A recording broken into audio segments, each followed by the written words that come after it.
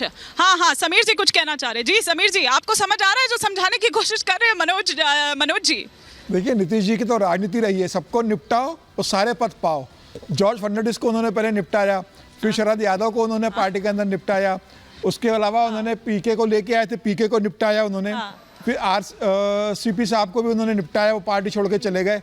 तो नीतीश कुमार चाहते हैं मुख्यमंत्री भी मैं रहूं, पार्टी का अध्यक्ष भी मैं रहूं, इंडिया गठबंधन का संयोजक भी मैं रहूं और प्रधानमंत्री पद का उम्मीदवार भी इंडिया गठबंधन मुझे बनाए, मतलब सारे पद मुझे मिले।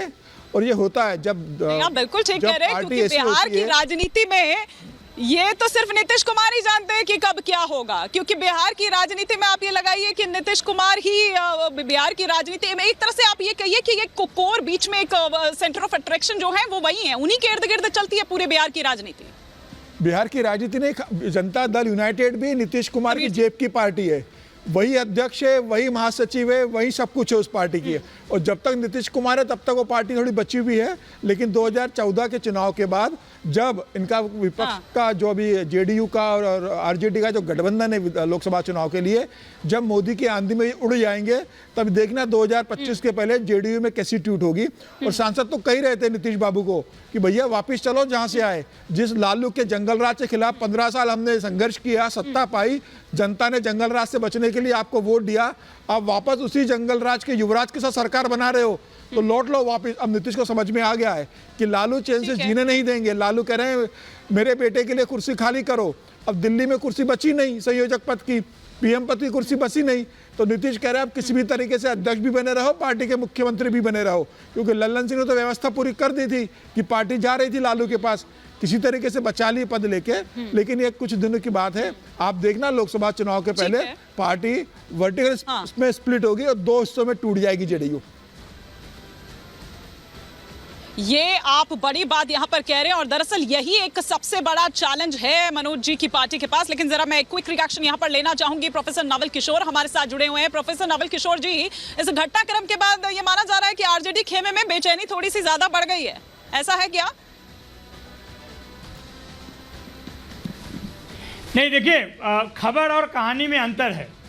खबर पूरे देश को पता है कि ललन सिंह जी ने इच्छा जाहिर की है और नेतृत्व नीतीश कुमार ने खुद नीतीश कुमार को मिल गया है राष्ट्रीय परिषद से, ये एक खबर है। कहानी पहले आप चला रहे थे कुछ और कि वो इस्तीफा दे दिए हैं, भाजपा के संपर्क में है तो जो नीतीश जी भाजपा के संपर्क में है तो लालू जी के संपर्क में ललन जी है, ये सब कहानी आप बता रहे थे जो कि अंतोगत्वा असत्य हुआ, गलत हुआ।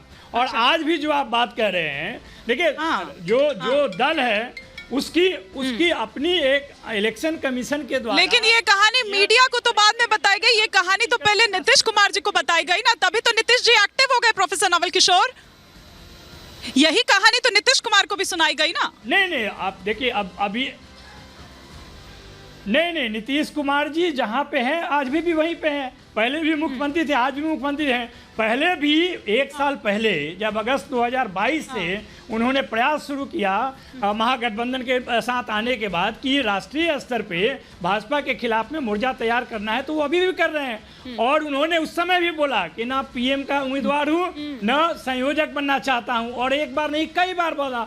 आप रोज रोज कहानी बनाते हैं, उसके लिए ये नाराज है, जबकि पूरा इंडिया गठबंधन इस बात पे नहीं, लेकिन ये घटनाक्रम बता रहा है कि मनमन भावे मुंड हिलावे, होगा कि मनमन भावे मुंड हिलावे। वो बाहर कुछ भी कहते रहे हैं, लेकिन उनके मन में क्या है ये तो सब जानते हैं।